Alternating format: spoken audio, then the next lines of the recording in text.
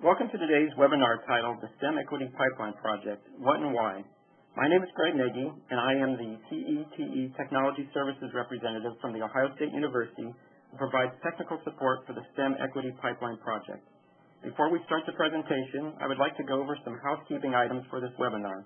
This webinar is scheduled to last roughly 1 hour and is being recorded in order to view this presentation in its entirety later. The recorded webinar will be available by the end of this week on the new www.stemequitypipeline.org website. The beeps you are hearing are people dialing in on the phone. As you've already found out, you will be watching the presenters present slides through the WebEx interface while listening to them talk over your phone. All the attendees' phones have been automatically muted. The presenters will answer questions after the presentation. However, we can take questions at any time. There are two ways we will take questions. For the first way, at any time during the presentation and during the Q&A, you may submit a question by typing it in the Q&A panel at the bottom right of your WebEx screen. I will read these questions to the presenters at the end of the presentation. The second way we will take questions is by speaking over the phone. If you wish to ask a question, please click the raise hand icon at the bottom of the participants panel. I will unmute your phone and ask you by name to ask your question. When you are finished, I will then mute your phone again. I would like to start the webinar by introducing Mimi Lufkin, CEO, National Alliance for Partnership and Equity Education Foundation, and STEM Equity Pipeline Project Director. Mimi? Good afternoon, everyone, and morning to those of you on the West Coast. It's a pleasure to have you all here. I'm glad to see we have so many people attending. I wanted to be sure that you can all see the slides on your screen in front of you. At the top of your screen, there are three tabs, one titled Webinar 31908. Be sure you click on that, and that will the slide should pop up on your screen. I am going to talk with you a little bit about some of the activities we're going to be doing with the STEM project, and I'm really pleased to have presenting with me today Susan Metz, who's a Senior Advisor for the Center for Innovation in Engineering and Science Education at the Stevens Institute of Technology. First of all, let me say that we are really proud to have been the recipient of a National Science Foundation grant, which we are calling the STEM Equity Pipeline. The project is under the National Alliance for Partnerships and Equity Education Foundation, and it's part of the Gender in Science and Engineering program at the National Science Foundation. It's an extension services grant, which basically means that our charge is to assist in translating NSF's research agenda into practice with educators. We have basically three goals in the project. The first is to build the capacity of the formal education community, and in this case, we're focusing our work primarily in career and technical education and in schools and classrooms that support the development of increasing the participation of women and girls in these programs, and of course also in collaboration with teachers in those same schools who teach all the academic coursework that prepare them for those courses. The second goal is to institutionalize the implemented strategies by connecting the outcomes to existing accountability systems. Specifically, in this case, we're talking about the Perkins accountability system and the non-traditional core indicator that is in Perkins that requires all local educational agencies who receive Perkins funds to increase the participation and completion of students in non-traditional career and technical education. And in this case, specifically, our emphasis in this project is to work on trying to increase the participation of women and girls in programs non-traditional for their gender in science, technology, engineering, and math-related career cluster programs.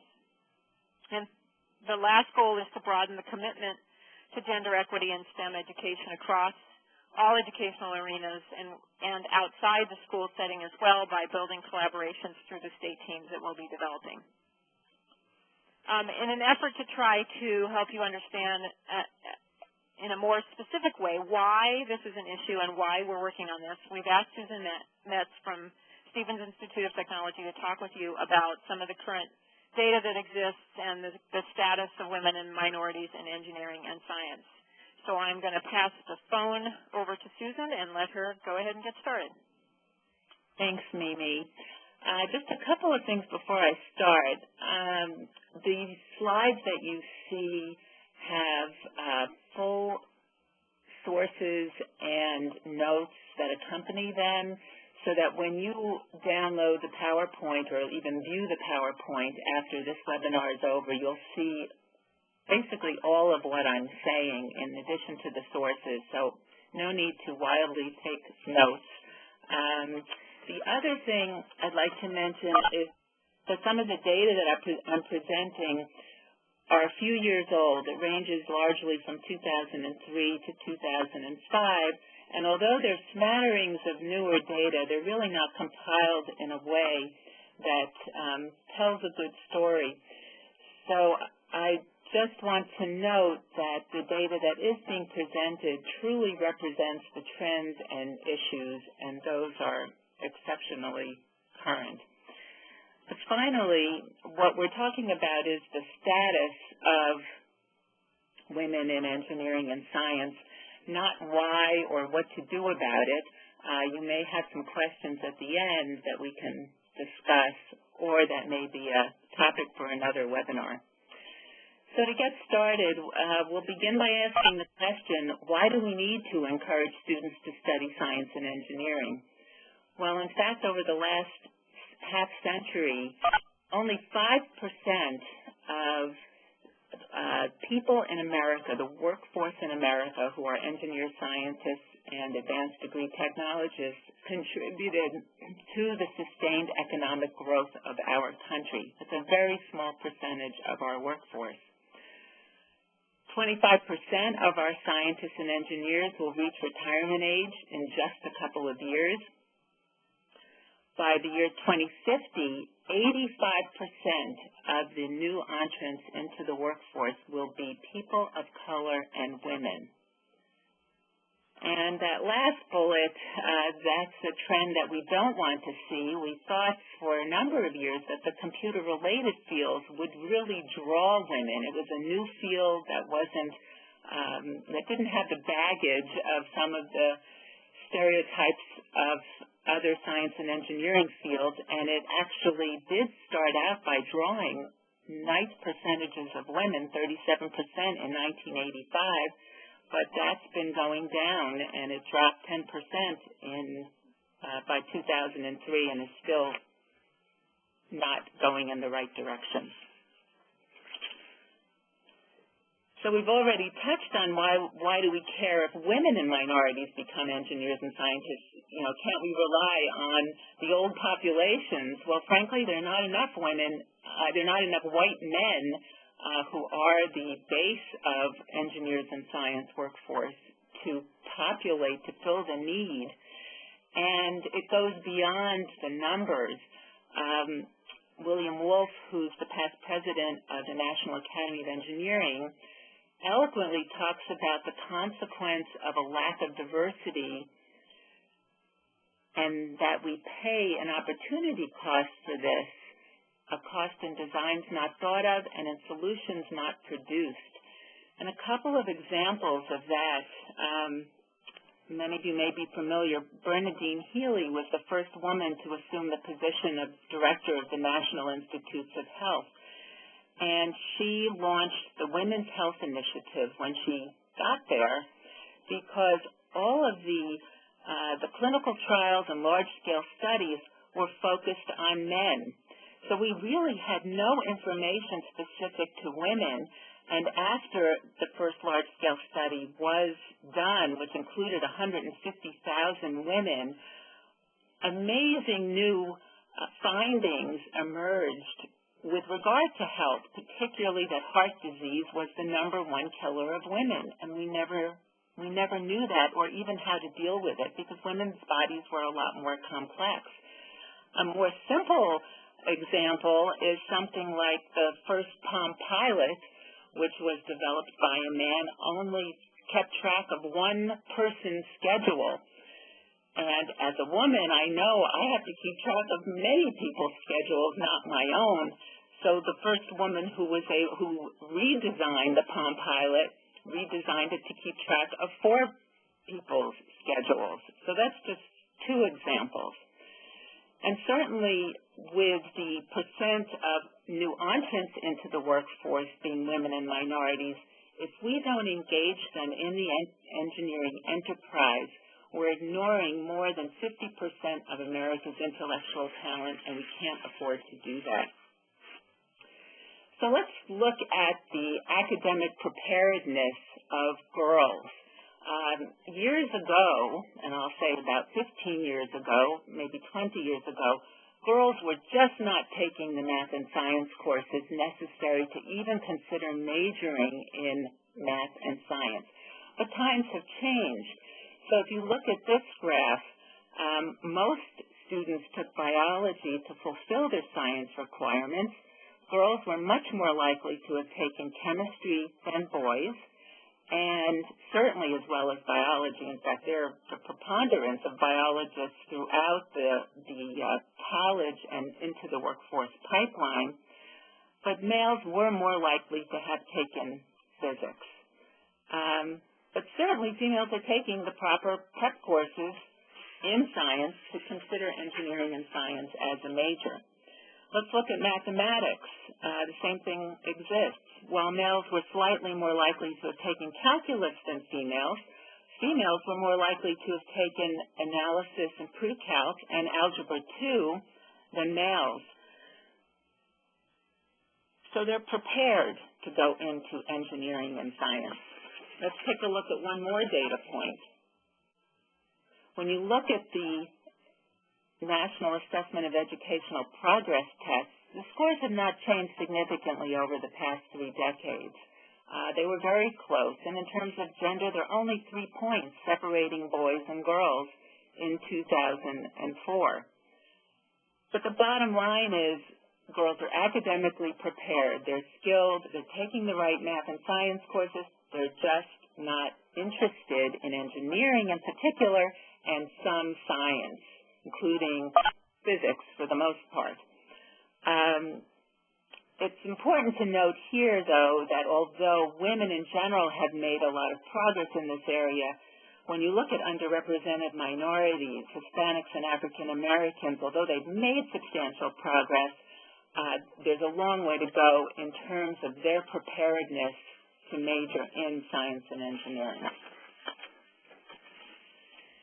In terms of general college enrollment rates, females are graduating high school and pursuing college at higher rates than males and are accelerating that process as the years go on. So there are more females in college than men. But when you look at what they're majoring in, that's where there's some concern. Over the past 15 years, if we go to the next slide that shows the technical fields, according to the annual American Freshman Survey conducted by the Higher Ed Research Institute, nearly 1/4 of male freshmen plan to major in engineering, computer science, or the physical sciences, compared to only 5% of female freshmen. And remember, they're the ones who are the majority in colleges now. When I mention physical sciences, that's including chemistry, earth science, physics, astronomy. Those are all bundled together and are reported that way. In computer science, while interest from males seems to attract the job market for these specialties, this is not true for females. As I mentioned earlier, those numbers are falling. And there's not much change that's occurred in women's interest in engineering. The percentage has remained about 2 to 3% since 1990. What's also of concern is that 20 years ago, we didn't have the critical challenges that we do now. We did not have the technologically oriented society that we do now, and we had not increased that representation of students in these fields.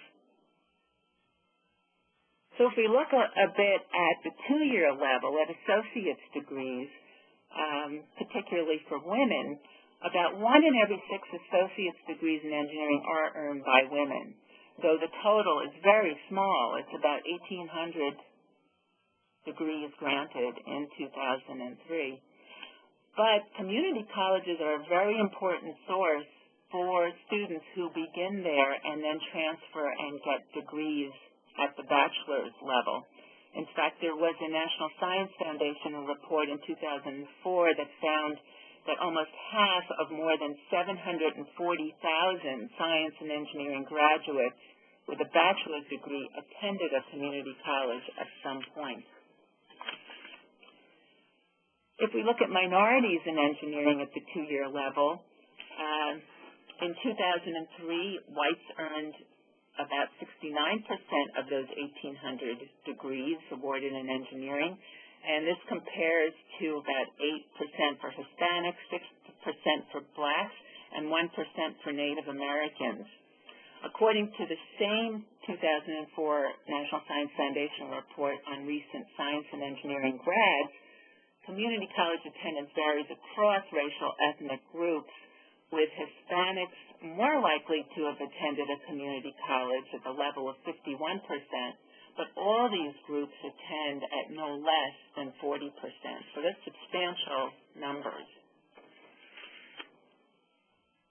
If we look at engineering technology degrees granted, and this is an area that people may be a little less familiar with, in engineering technology, students can obtain a 2-year associate's degree or a 4-year baccalaureate degree in a number of engineering technology fields. So what's the difference between engineering and engineering technology? Well, here, a comparison at the bachelor's level might look something like this. Both use skills in math, science, and engineering, though the level of skills vary. An engineering graduate might be considered an innovator. They can develop new procedures to advance the state of the art. An engineering technology graduate might be looked at as a doer or implementer. The engineering technology graduate can apply established procedures which utilize the current state of the art.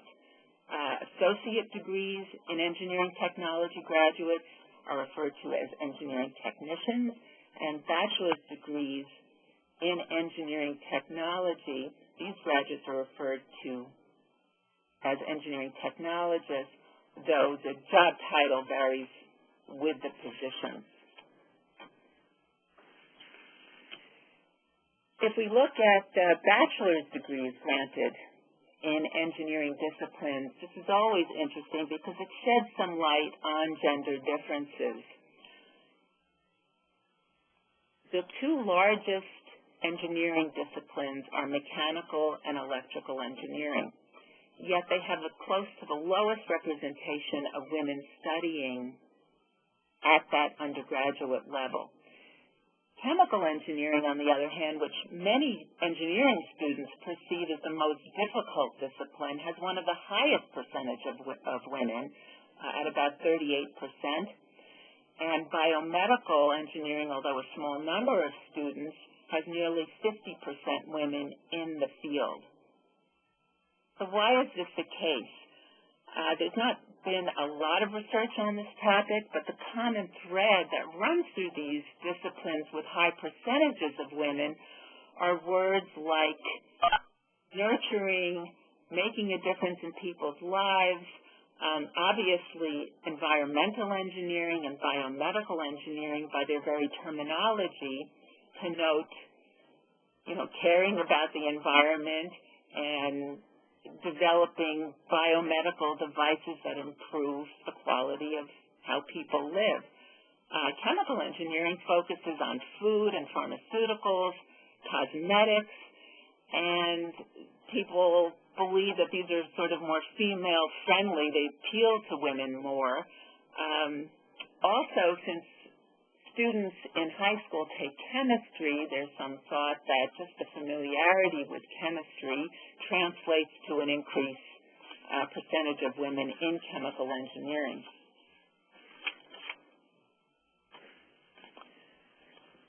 If we break down the sciences a bit, women's progress in science, physical sciences, biological sciences, mathematics, and computer sciences are rather interesting in terms of numbers and proportions. In the physical sciences, well, in the computer sciences, women earn as many baccalaureates as they did in 1985. So we haven't increased in numbers, or decreased, but their proportion of degrees has fallen 10%. In the physical sciences, the opposite is true. Women earn fewer degrees in 2003 than they did in 1985, but their proportion has increased. So again, the numbers are somewhat stagnant, and it almost depends on how many men go into the field because there are so few women. Biology certainly continues to pad their lead. Between 1985 and 2003, the numbers more than doubled in terms of degrees earned, increasing the proportion from 48% to 62%.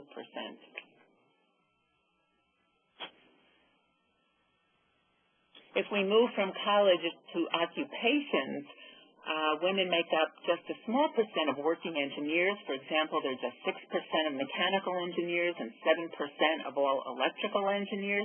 In contrast, they account for 24% of chief executive officers, 30% of lawyers, and 32% of physicians.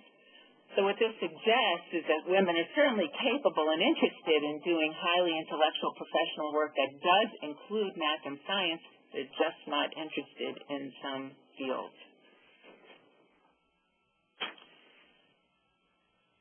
And if we look at minorities in the workplace, they also make up a very small percentage of working engineers, but are actually better represented in some engineering occupations than in other professional occupations.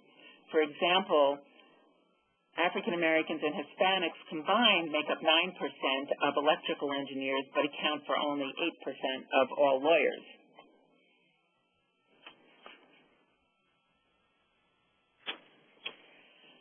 And let's look briefly at salaries. That's a big draw for lots of students. What's pictured in this chart here is the median salary range, so what number comes up most frequently. These numbers represent an average salary across all experience level. Therefore, an engineer with very few years of experience will earn less than the median, while those with many years of experience will earn considerably more. But it's a good salary. In terms of comparisons, if you look at all professions in the United States full-time, that number is 47,000. Lawyers at 83,500, physicians at 80,500, and secondary school teachers at 45,500. So that gives you some context. And finally, which I alluded to at the beginning, the United States and the world are facing enormous challenges. These bullets identify some of the major areas that need attention. Energy, environment, healthcare, information systems, security, communications, and transportation. These are some fields in which engineers and scientists will have an enormous impact, which is why it's imperative that we engage people from diverse backgrounds. We need all of the technical talent available to focus on these issues, and NAEP is certainly doing its part with the STEM Equity Pipeline Project, which is a very exciting initiative. Mimi, I'm going to turn it back to you. Well, thank you, Susan. I think Susan has done an excellent job painting the landscape about the situation that we're in relationship to the participation of women and girls in STEM fields, both at the high school level and the community college level, baccalaureate degree level, and in employment. So I hope that what this does is sort of help paint the scene for why it is that we're implementing this project and want to really take a look at what's happening in the formal education community to try to encourage more women and girls to get into these high-paying, high-skill, high-wage, high-demand occupations that have a significant opportunity for them for everything from self-sufficiency to career satisfaction. I want to just remind you that you can ask questions by typing them into the Q&A section on the right-hand side of the WebEx panel on your screen. And we will also, at the end of the presentation, we'll have a question and answer time when if you want to verbally ask a question, all you have to do is click on raise hand under the participant section on the right-hand side of the screen, and Greg will unmute your phone so you can ask the question. But if you're dying to ask something now and you want us to consider it while we're presenting, please type it into the Q&A section of the WebEx on the right side of your panel, on your screen. Just to remind us again, the three goals of the STEM Equity Pipeline Project are to build the capacity of the formal education community, primarily in career and technical education. The second is to institutionalize the implemented strategies by connecting the outcomes to existing accountability systems. In this case, we're looking at working closely with the states on their Perkins core indicator related to non-traditional training and employment. And the third is to broaden the commitment to gender equity in STEM education by building state teams that do outreach to various communities. First of all, to make sure that we're all clear about what I mean by STEM, in this case, for defining it for the purposes of this project, the U.S. Department of Education, Office of Vocational and Adult Education, has a initiative called the STEM Transitions Project, if you're interested in learning more about it, the website is indicated there. But what they've done in this project is define STEM based on the 16 career clusters, and there are 6 clusters that were identified in that project for the focus of their work. In an effort to be consistent with other initiatives within the community in which we're working, we've chosen to adopt the same definition. And these are the 6 cluster fields in which we will be focusing our work in terms of trying to really target the outreach to teachers in these programs. If you go to the STEM Transitions website, you can see there which pathways under each of these clusters are targeted. If you're really interested in learning more about it, I'd recommend that you go there. But these, just so you get a sense that it's certainly more than just the science, technology, engineering, and mathematics cluster itself, because there are STEM-related programs in all of these other clusters: agriculture, food and natural resources, health science, information technology, manufacturing, transportation, distribution, and logistics. So what is the pipeline project doing? Basically, we're focusing our work in these areas. Conducting professional development. This webinar is the very first, by the way, so congratulations to all of you for being here at the inaugural webinar. We'll be doing a series of webinars throughout the 5 years of the project, probably somewhere between 6 and 8 a year.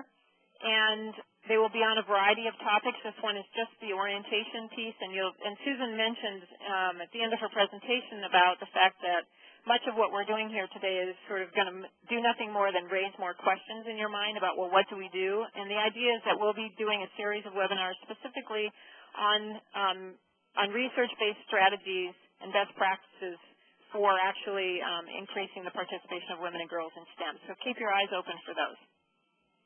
We'll be doing some teacher training. Part of the model includes working in states, conducting professional development in existing professional development mechanisms that are in the state.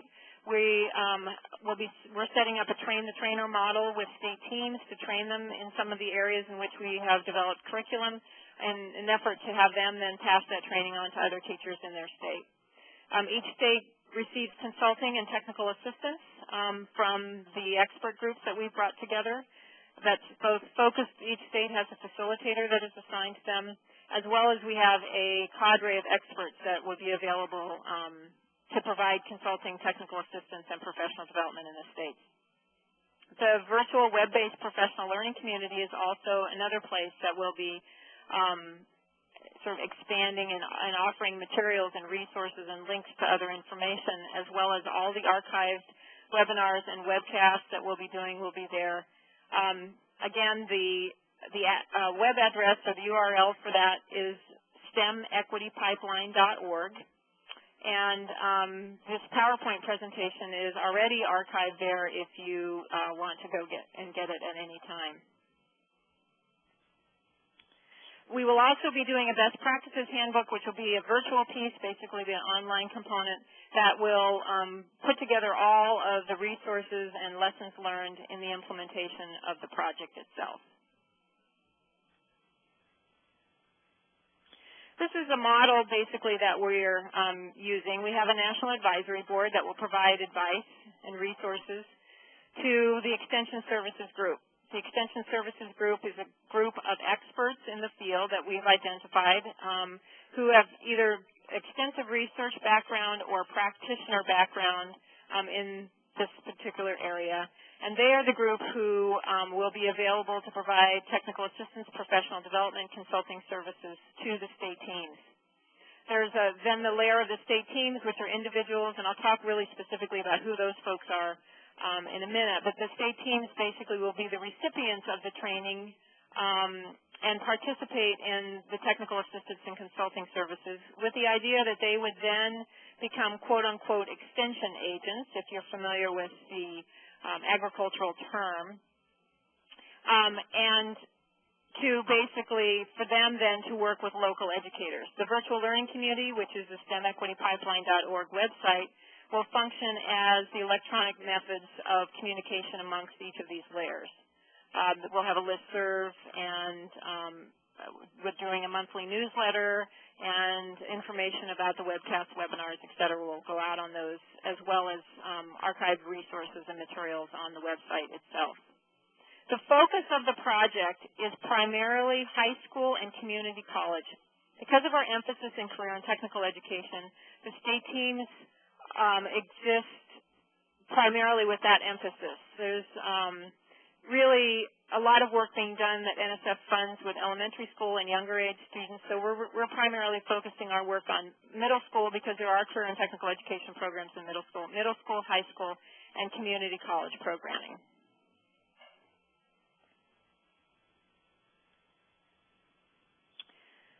The Extension Services Group includes a state facilitator. Each state that's participating will have an individual who will be assigned to them who will facilitate either the access of additional experts or conduct specific training in the state with the state team. So they will also provide focused technical assistance and professional development, as well as the experts doing the same thing. And then, of course, there are webinars and webcasts that will be presented.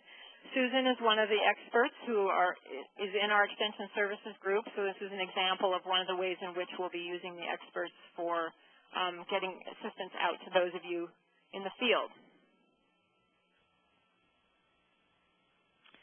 The virtual learning community, as I mentioned before, which is www.stemequitypipeline.org, will have a listserv, links, articles, resources, reports, and research. A calendar of events in STEM that will include our events as well as anyone else who wants to submit event information for the calendar. Archived webcasts, webinars, videos, podcasts, PowerPoints, et cetera, will all be placed up there in addition to that. There'll be performance data on women, girls, and STEM. The information that Susan just presented to you will be available, as well as other things that we collect, particularly information from Commission on Professionals in Science and Engineering. And also, professional development needs assessment will be there for individuals to complete to help give us guidance about the professional development that we should be conducting in the future. Place for evaluation instruments and surveys as we move forward, and lots more.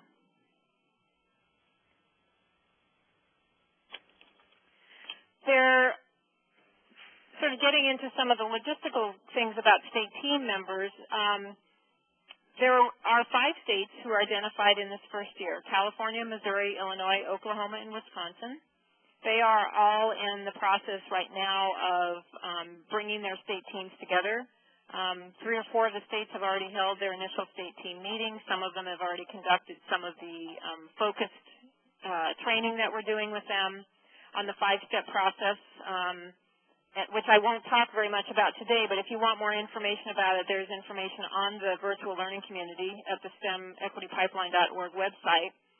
And each of the state teams, part of the thing that we're looking for is a secondary and post-secondary collaboration. and that the state teams are led by the agencies that administer career and technical education in the state. And that's currently the status of the 5 state teams that we're working with at this time.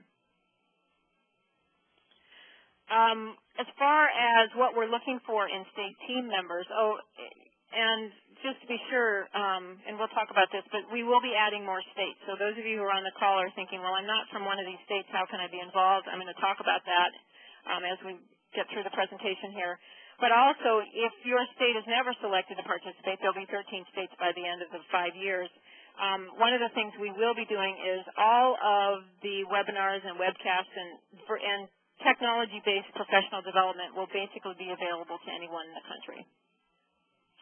So going back to state team members, when we look at what we're looking for in those individuals, first of all, of course, the personal passion about this issue. You have to believe that it is an issue to begin with and that you have energy around working on this particular issue.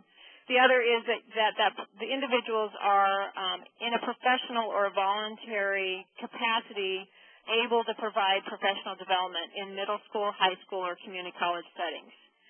Again, to sort of reiterate the extension model concept, we're really trying to work with people who currently conduct professional development with teachers in the middle school, high school, or community colleges in an effort to build their capacity around strategies for increasing the participation of women and girls in STEM career cluster programs.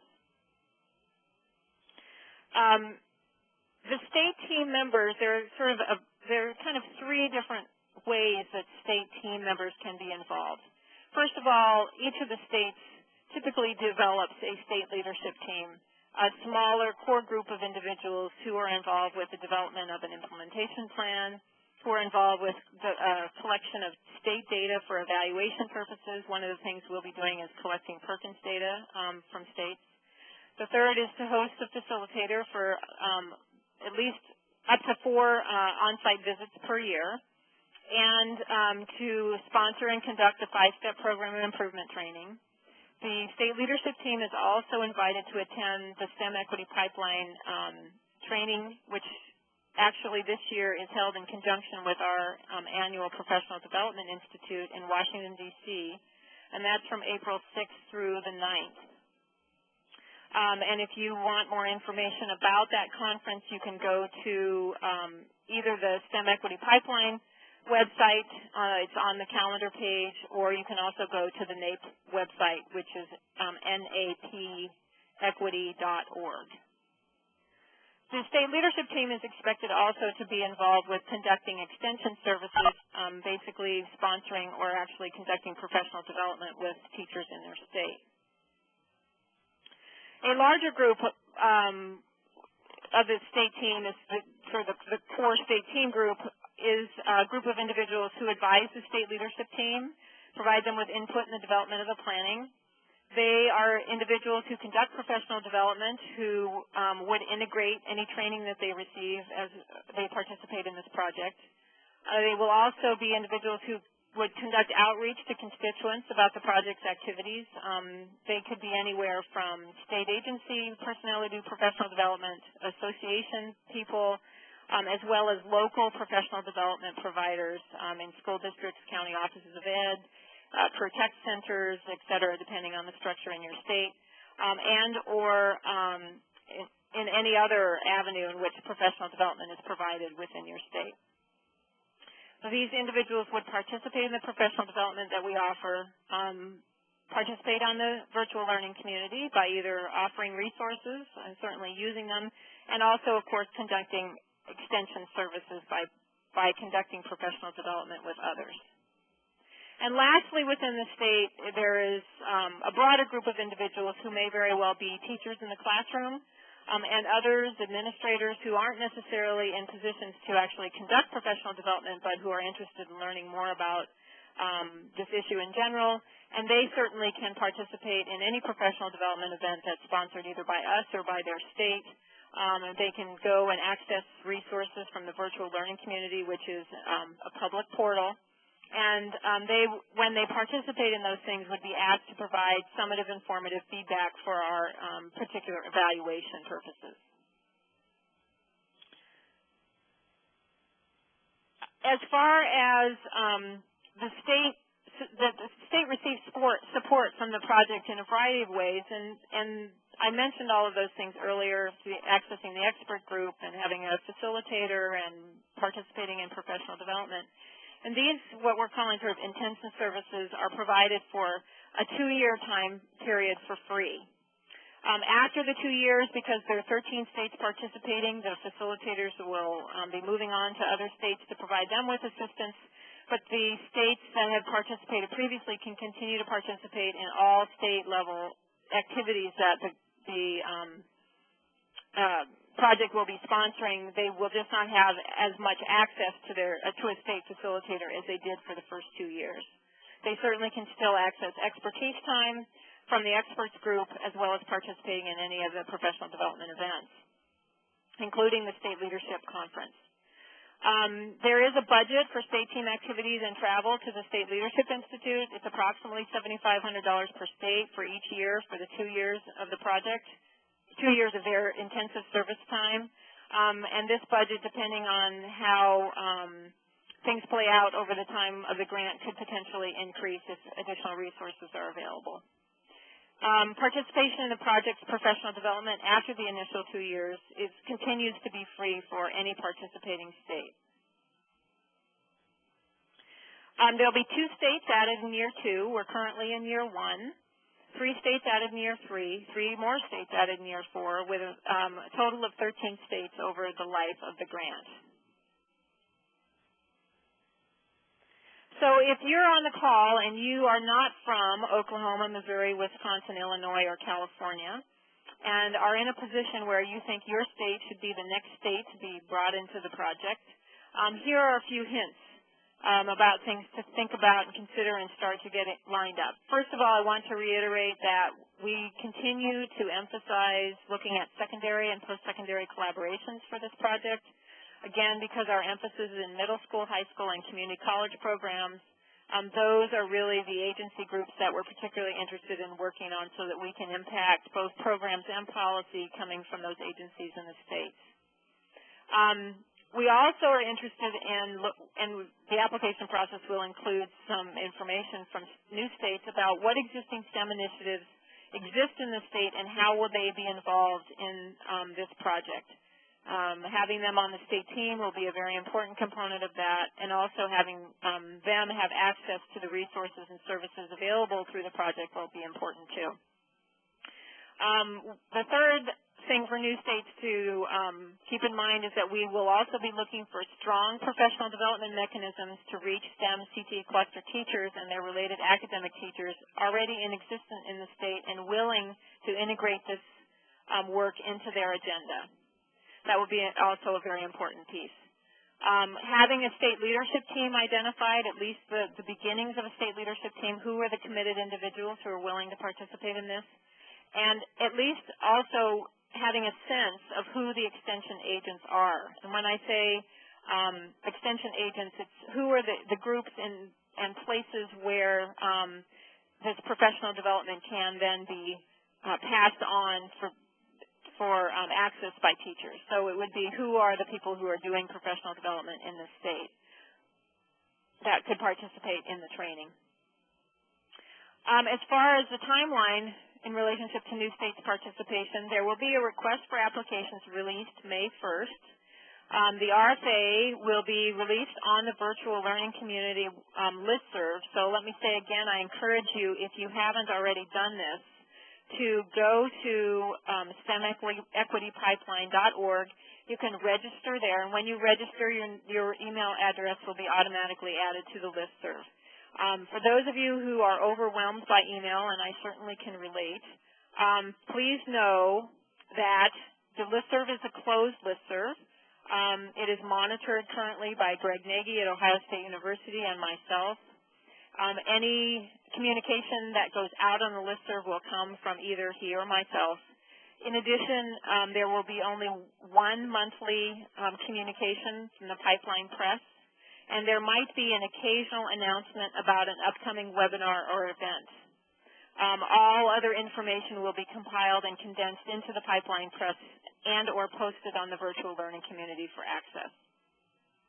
So it should not be 5,000 emails in a week. Hopefully it will only be a few a month, and ones that will be very focused specifically on this issue and useful to you. The applications will be due July 1st, 2008. So I've already given you some hints about what's going to be in the application from the previous slide and what I said earlier. So those are the kinds of things to start getting put in place.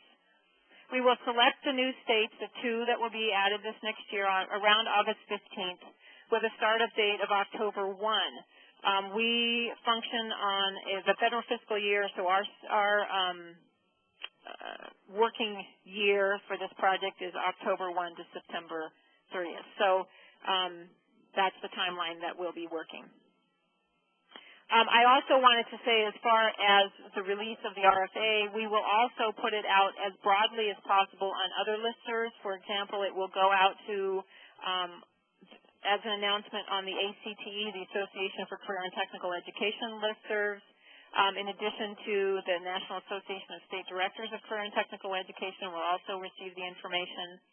And there are a variety of other listservs that I also participate in. I'll make sure that those get out in lots of different places, so hopefully you'll see it in a variety of places.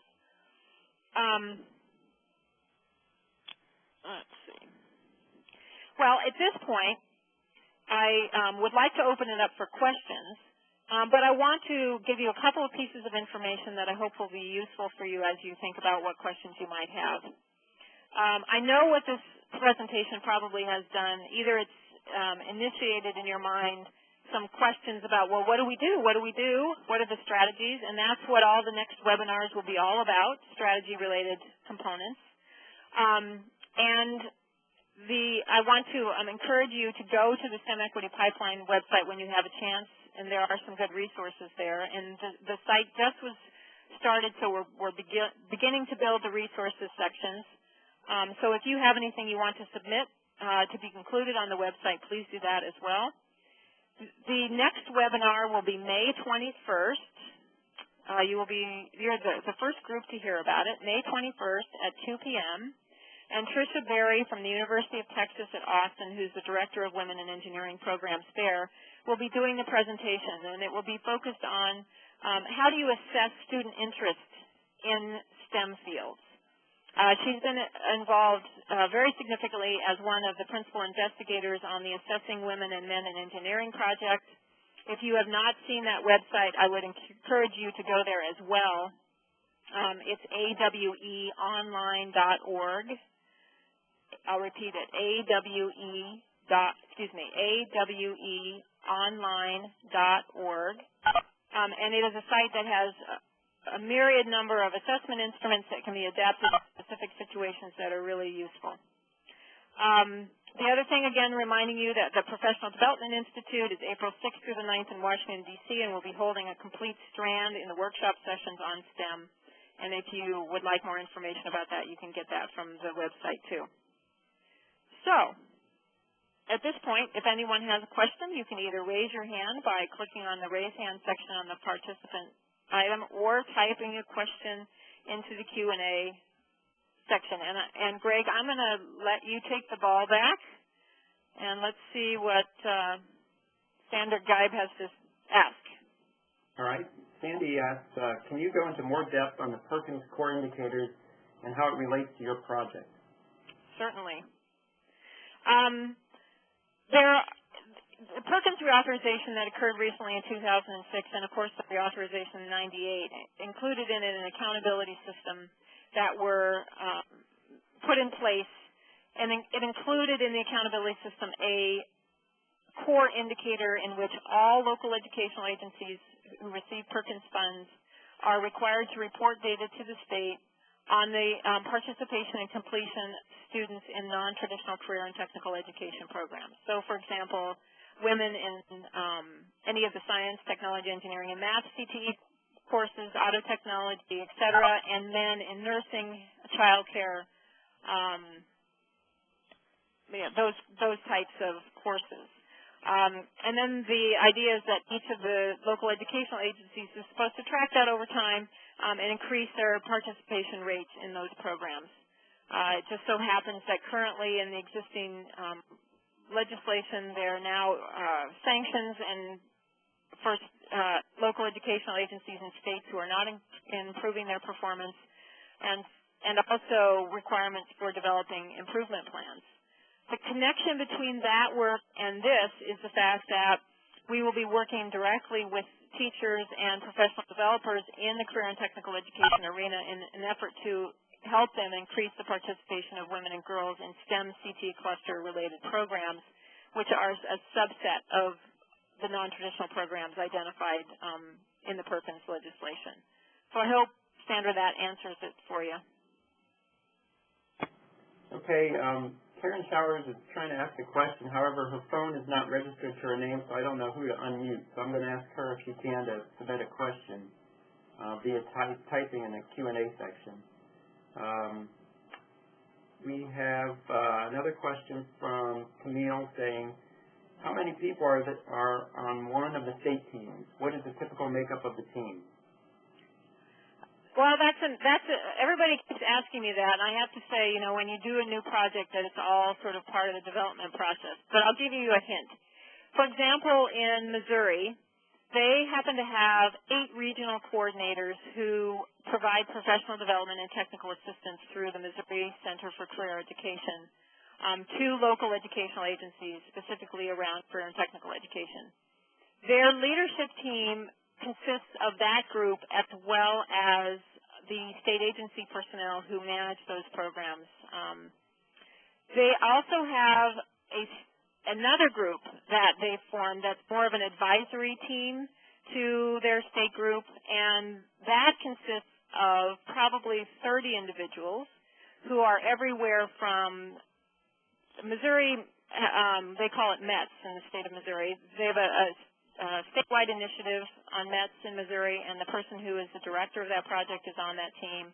There are individuals from their community college system, both local educational, local community college representation on the team, as well as local educational agencies and career tech center directors, staff from the Department of Ed and their post-secondary agency as well.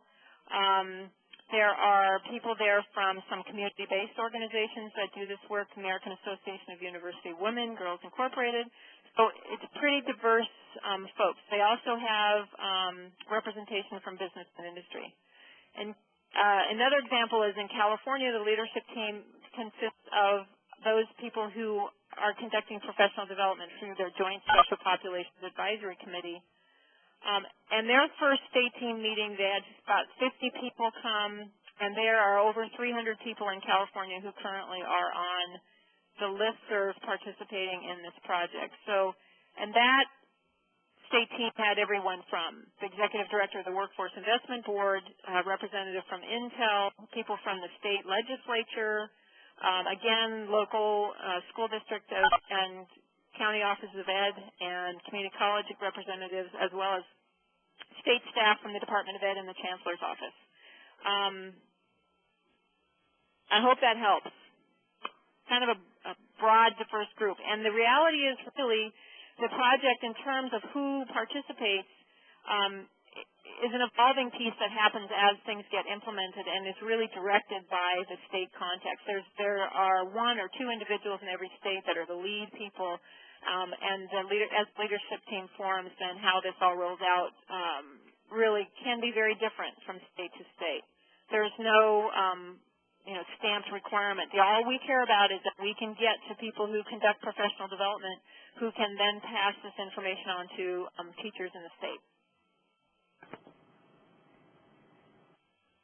Okay, we have another question from Karen. What are the metrics that will be used to measure success in the STEM pipeline project?